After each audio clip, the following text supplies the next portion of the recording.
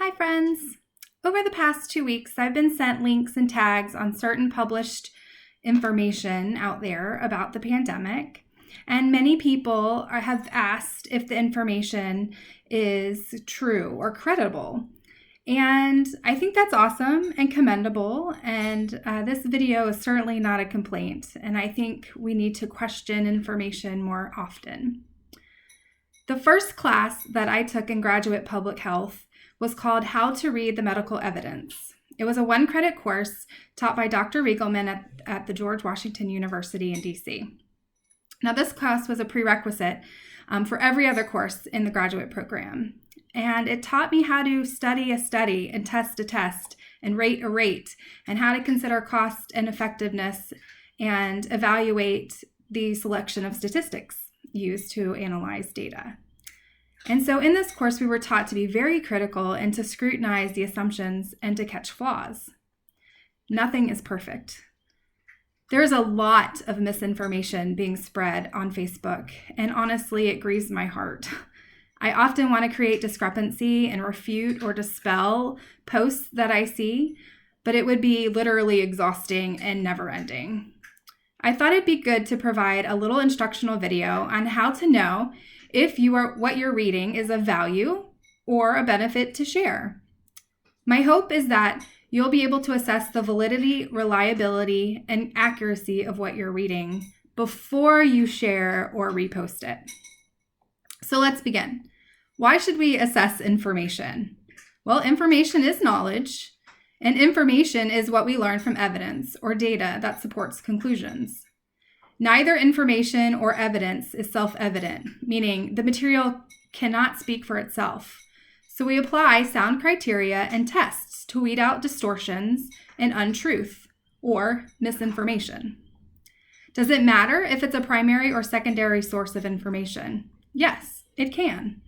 Primary sources are firsthand, documented data, while secondary are secondhand, after the event, edited and interpreted material. Now, both types of sources are important and useful, and it's critical to ask before using them. Who prepared this information? Why? For whom was it prepared and intended for? Could the information have been altered before it was finalized? A common misconception is that numeric information is more trustworthy than others, but even numbers can be spun. What does validity, reliability, and accuracy of information really mean? So validity is the relationship between indicators or measures and the underlying concepts they are taken to measure. So here we want to look for alignment or a quality of being sound or true as far as can be judged. Reliability is the extent we can rely on the source. Is it dependable, trustworthy, unfailing, sure, authentic, genuine, reputable? Are they known for having reliable information? Consistency is the main measure of reliability. Accuracy is sensitivity to change, especially in the details, such as dates, numbers, and persons. So why should claims of official data be a warning sign? Anything with a sensationalized title or message is a clear warning sign.